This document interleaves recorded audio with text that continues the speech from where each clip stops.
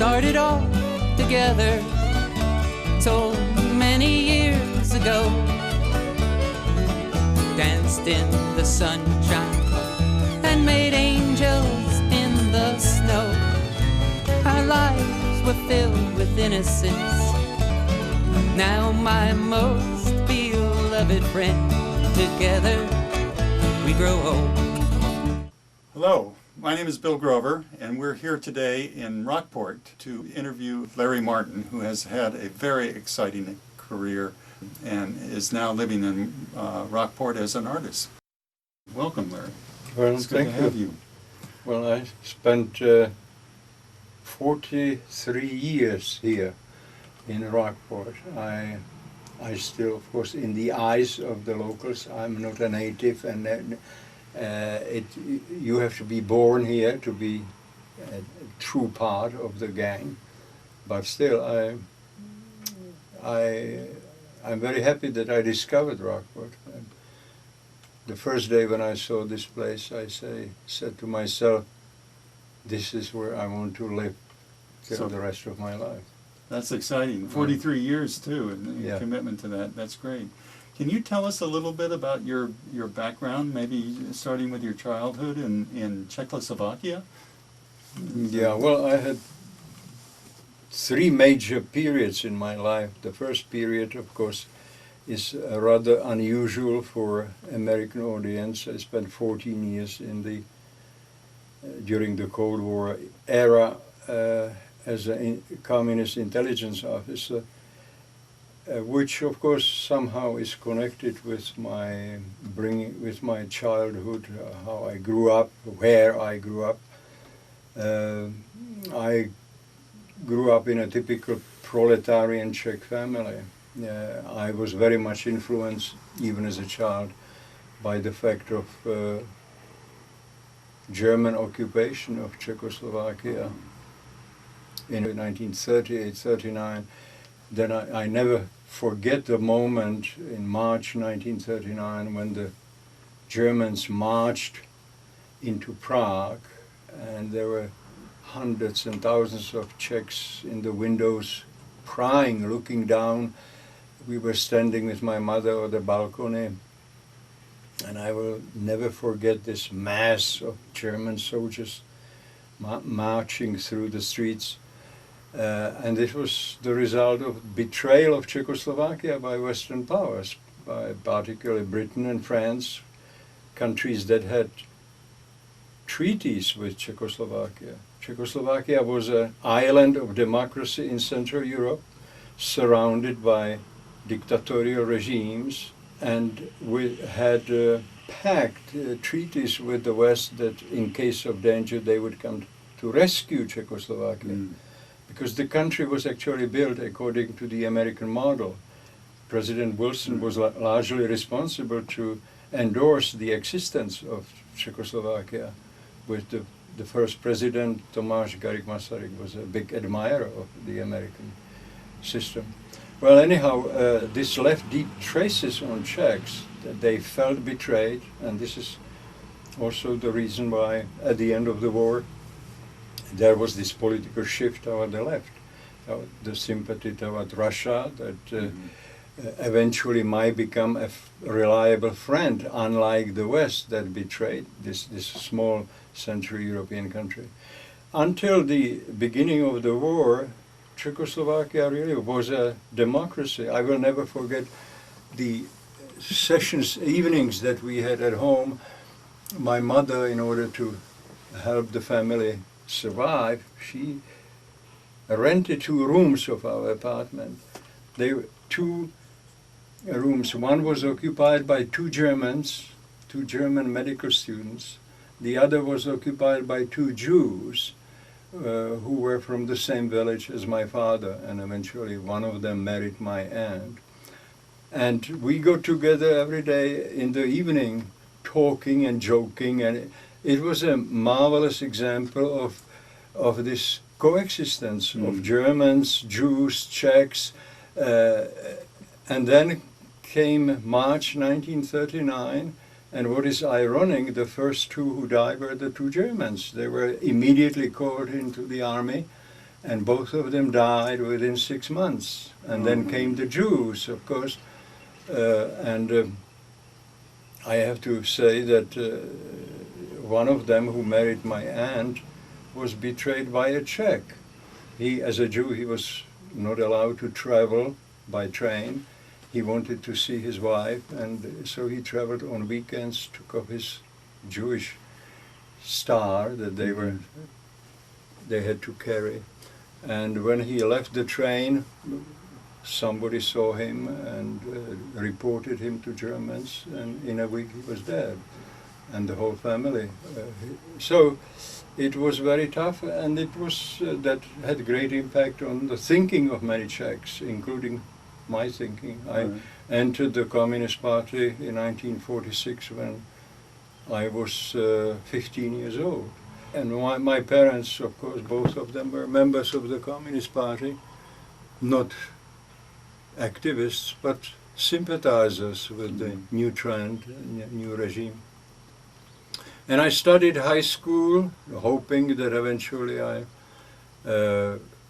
probably would study architecture. This was a high school specialized in preparing students for careers for studying architecture.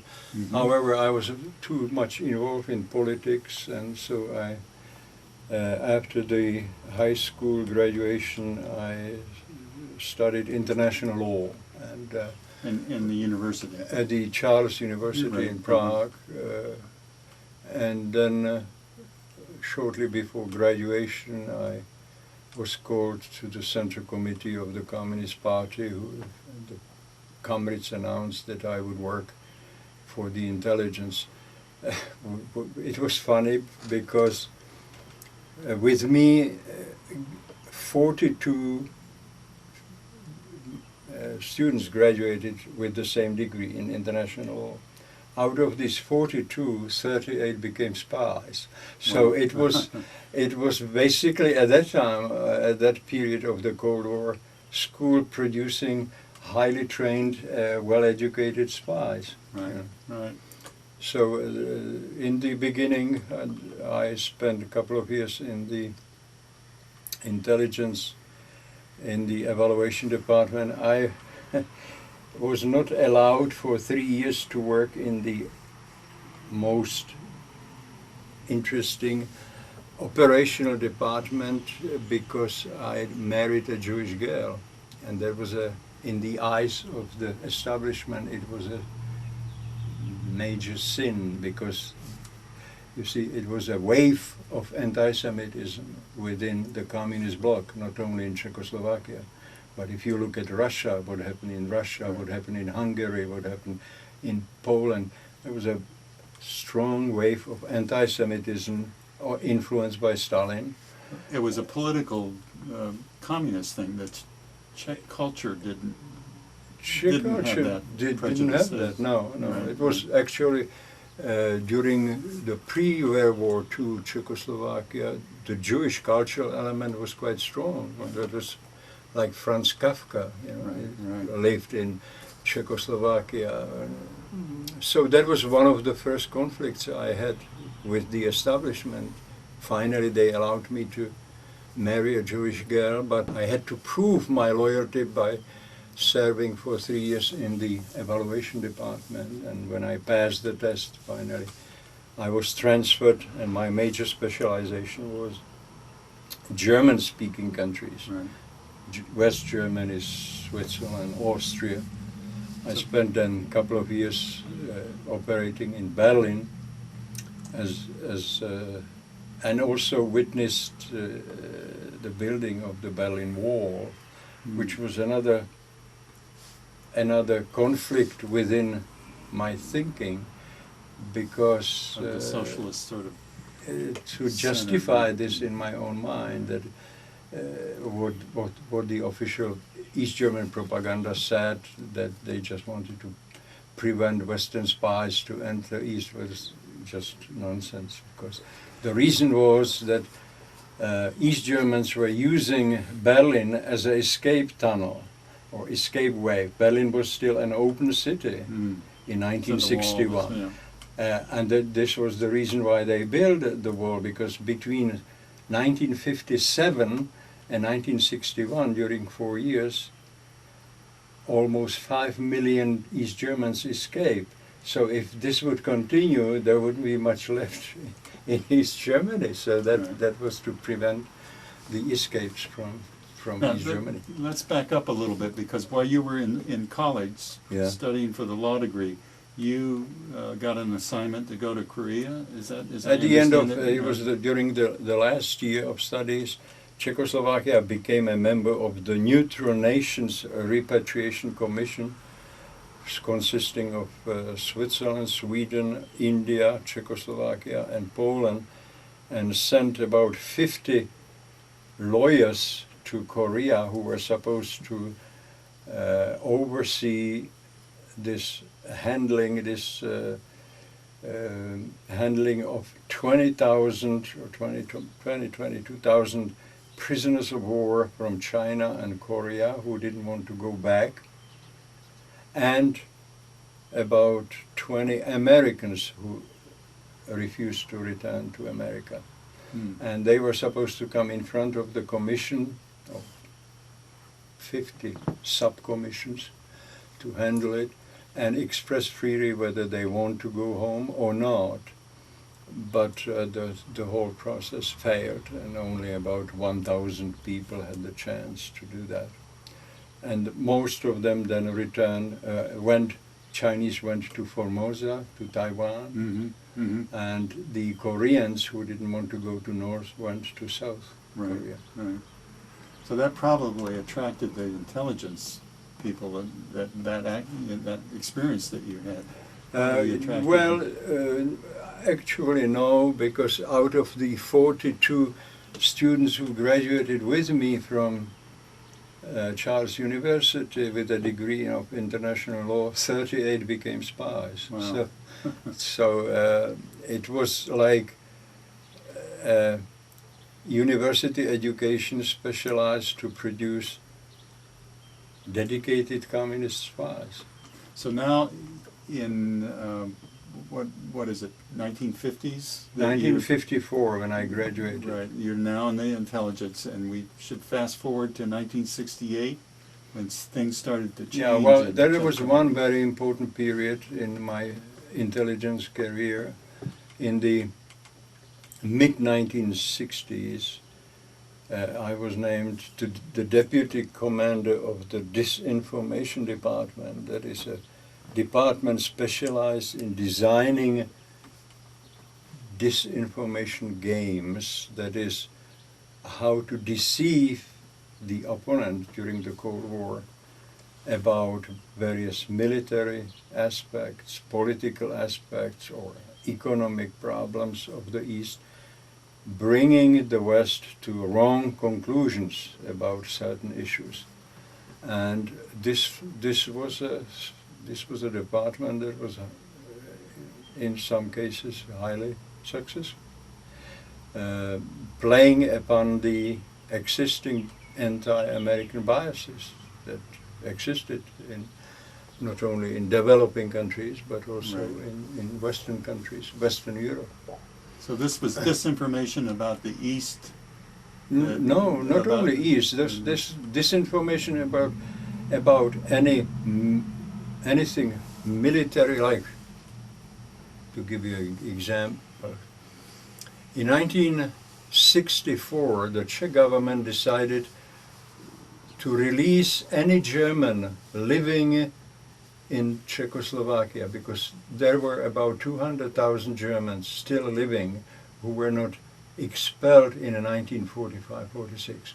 In 1945-46, 3 million Germans were expelled from Czechoslovakia as unreliable citizens.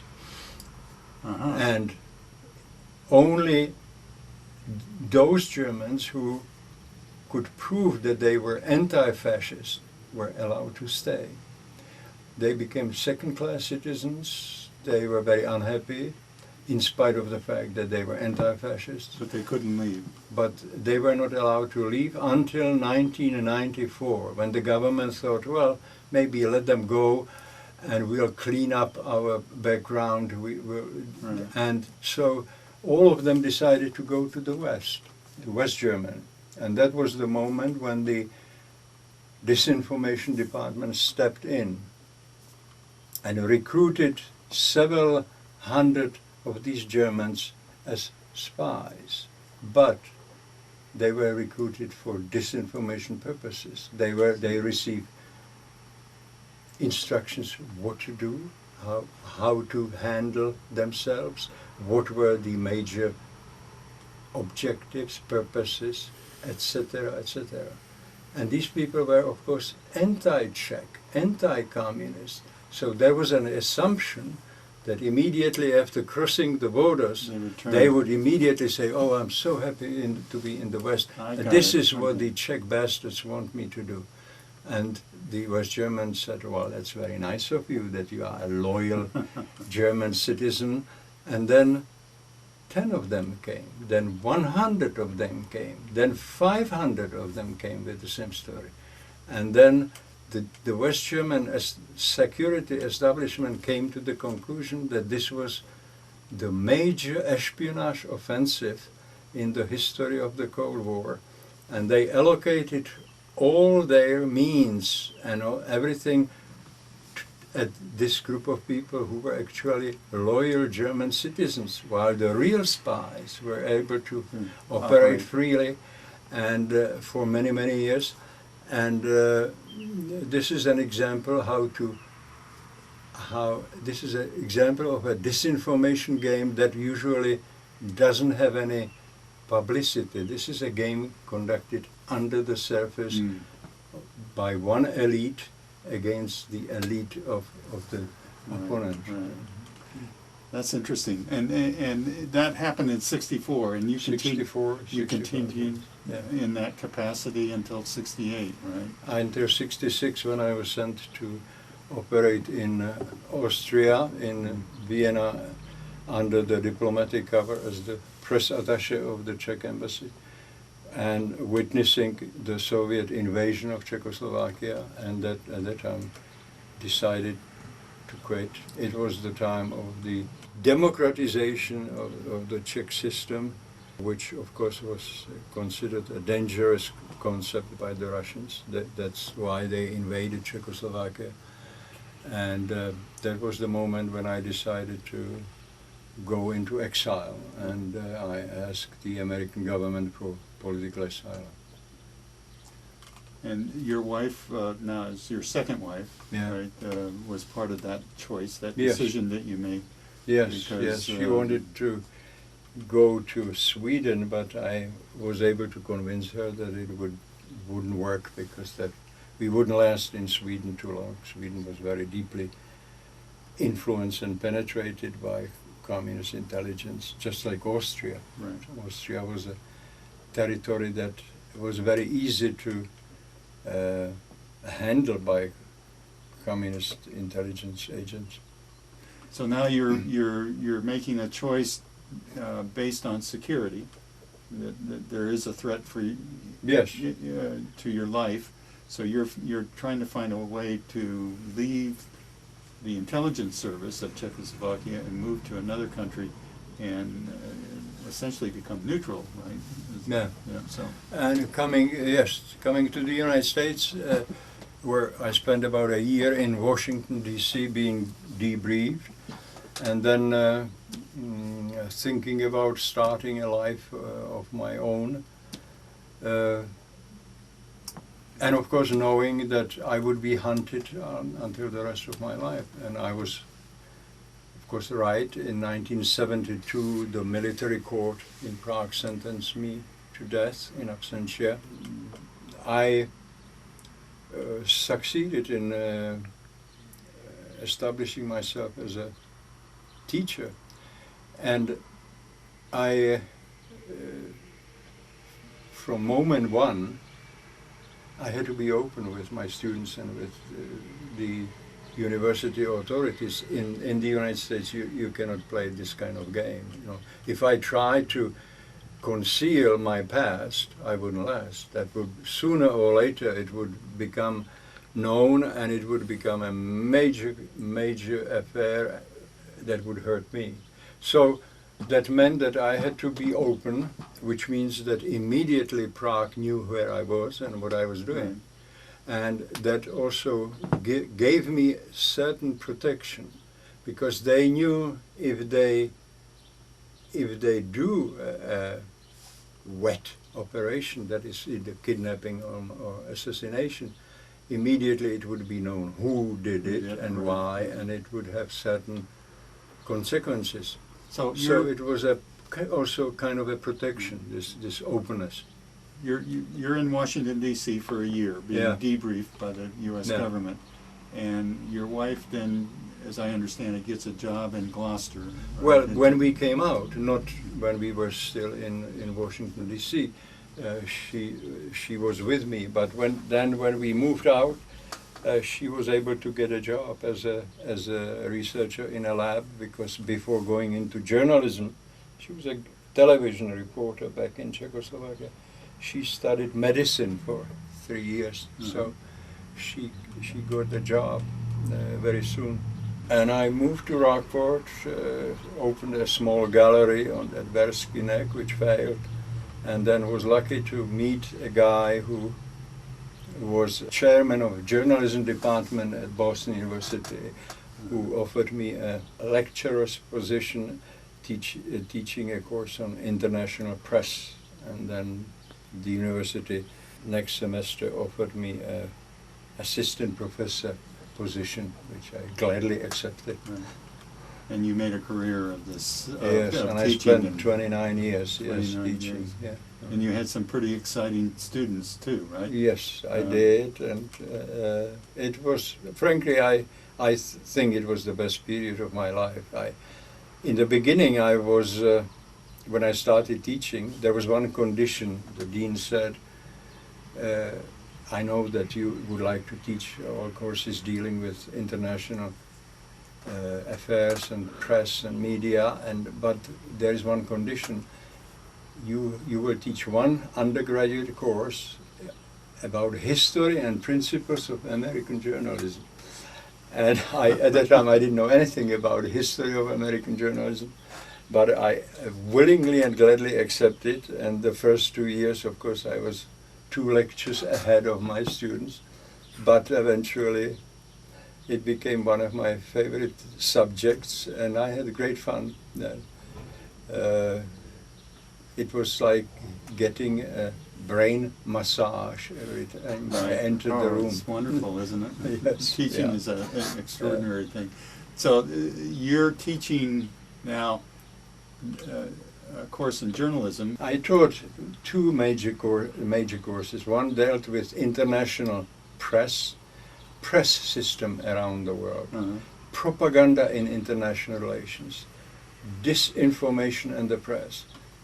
The purpose was to educate a new generation of journalists knowing what is happening, how mass media are being manipulated by anybody, to recognize, this methodology, and that is how to create their own protective devices to being manipulated.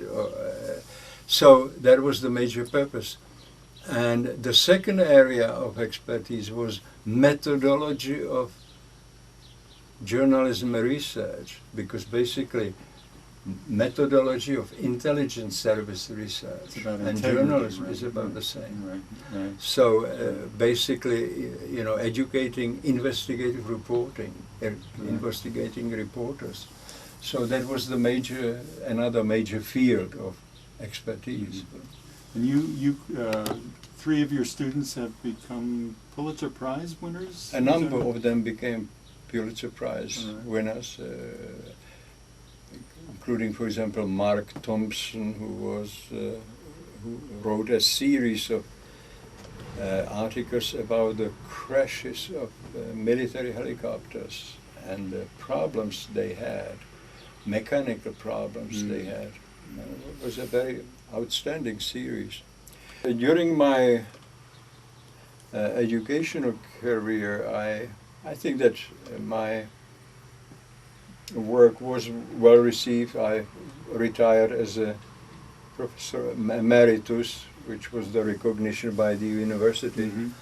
And the students selected me in 1988 as one of the 4 best professors of the university. Out of the 3,500 professors, it was, I think, a very good achievement. I continued teaching part-time after retiring. However, in 1988, I suffered a heart attack and had to finish my teaching, and that's also contributed to switching to the artistic period and started painting. That was the second major period, and then came my retirement and eventually switching to artistic period of my life, starting mainly after my retirement from teaching. I started painting, and during that period I would say I painted probably about 400 paintings, out of which about 250 were sold. Wonderful. That's wonderful. And the rest ended on the walls of my family and friends. And now that is,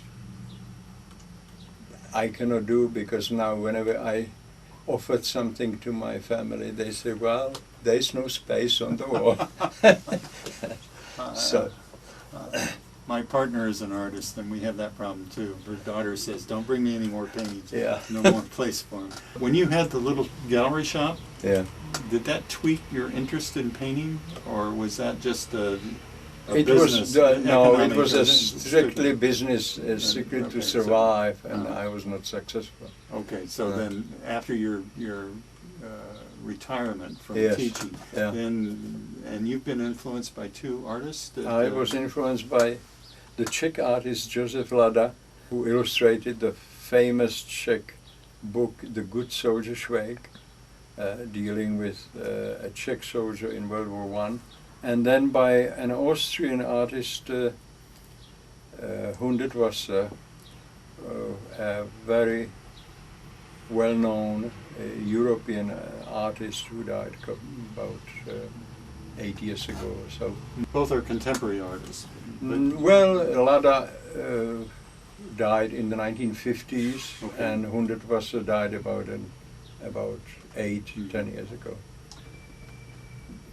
And you now are living in Rockport, and your work is shown in a gallery now here in Rockport? Just now it's not. I was member of the local Colours Gallery in Gloucester for more than 10 years, and now during the last several months I have done a lot of donations because of my health problem.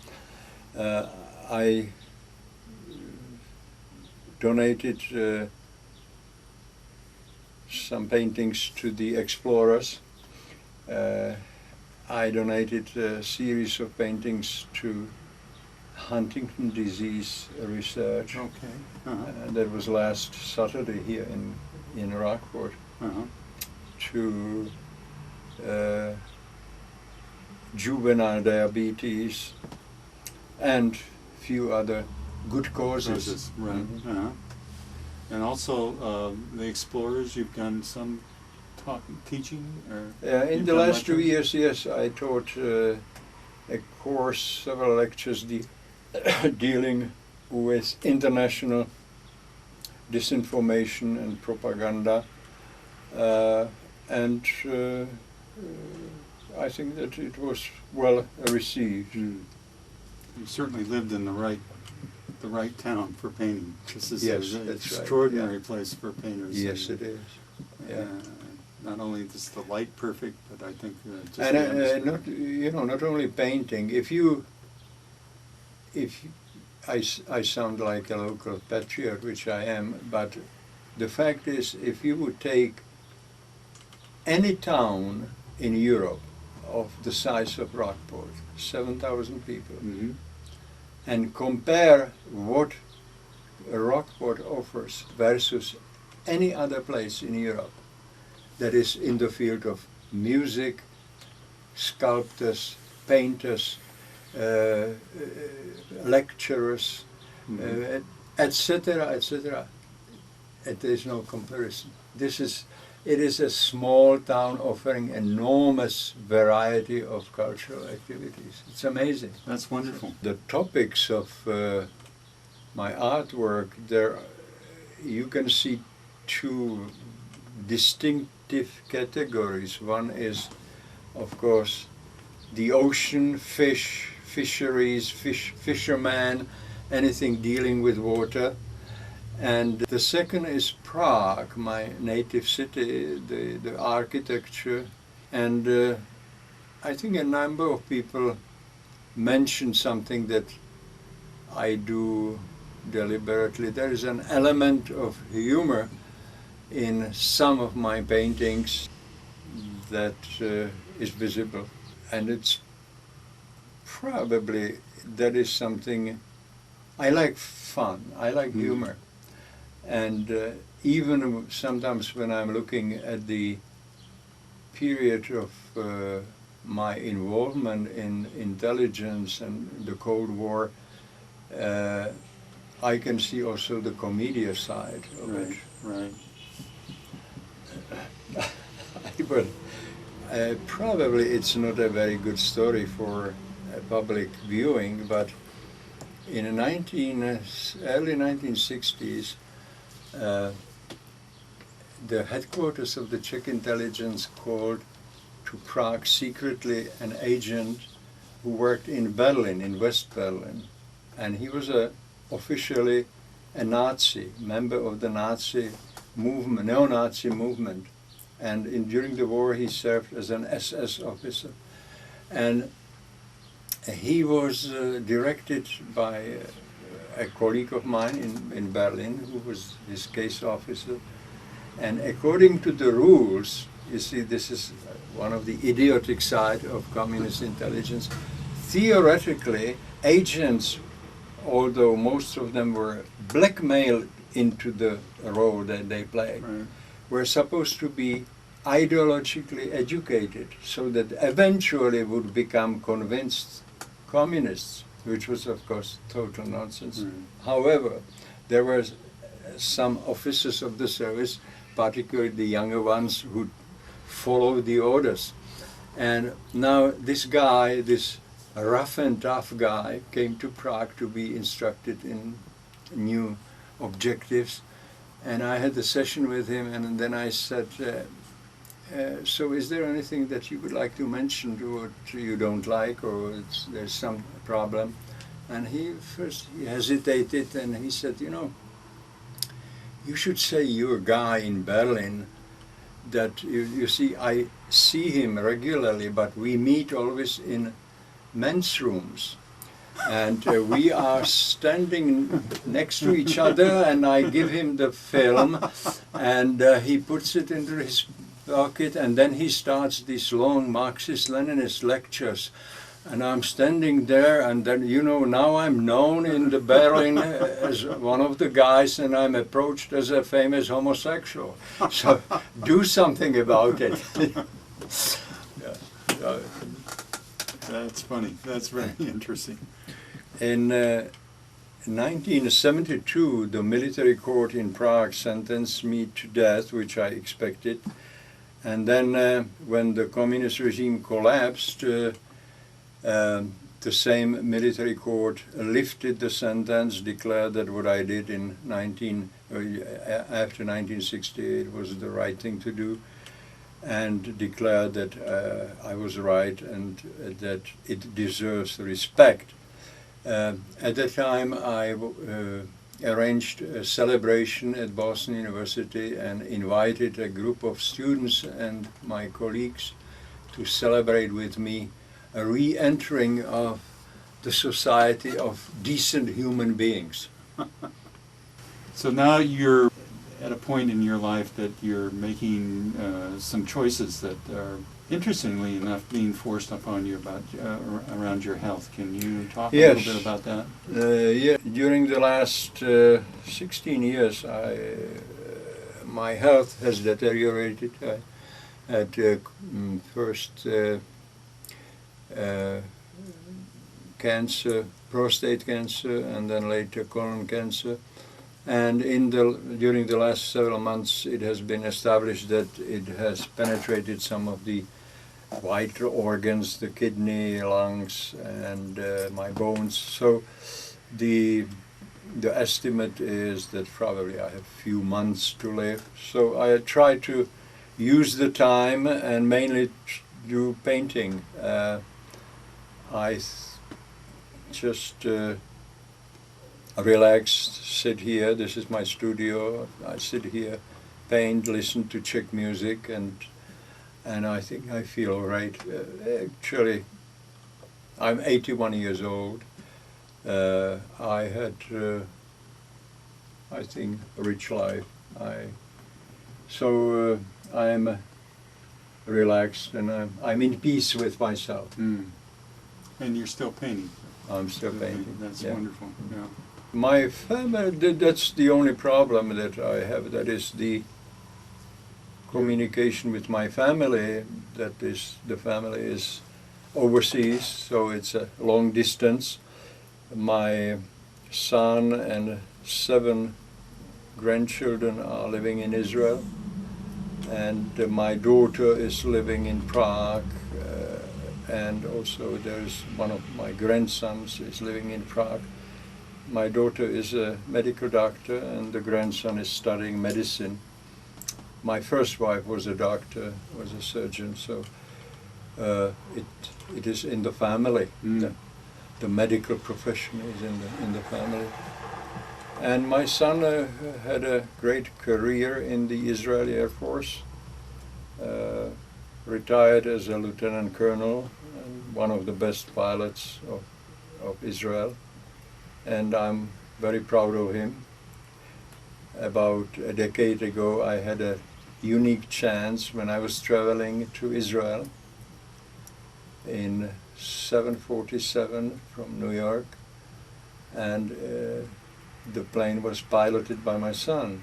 Wonderful. And he then, when I entered the plane, he said, "Come here to the cockpit," and I was sitting next to him when he piloted this huge wonder machine with 1,000 buttons around, and I felt like a small boy. So that was a very touching moment in my life. Very proud of your son at that time too. And now he's able to come and visit you. Yes, he was here last week to visit, yeah. That's very. This has been very interesting afternoon for me. I am delighted to have met Larry for the first time today, and the story is extraordinary. I can't wait for the book to come out. It sounds like an amazing book, an amazing story. A book? I am not writing any book. I have written 11 books, dealing with, most of them academic books, dealing with international deception games that were published in the United States, Germany, Switzerland, Spain, Portugal, Indonesia, and the last book was published in Prague, in Czechoslovakia, under the title International Disinformation. Yeah. Your writing career started after you started teaching. That's connected with my teaching, academic work. Yeah. What an exciting life! It's very exciting. Thank you. So thank you for joining us. We've had a delightful afternoon here in Rockport with Larry Martin. Thanks for joining us. Days are filled with laughter, and we're not afraid to cry. But love is all around us. Its power is so strong. For you, my very special friend, I sing for you this song. And I'm happy you are you, my friend, and I'm awfully glad that I meet I love you for who you are, and friends will always be. We've traveled different paths, my friend, along life's winding journey. Yet I have always been with you as you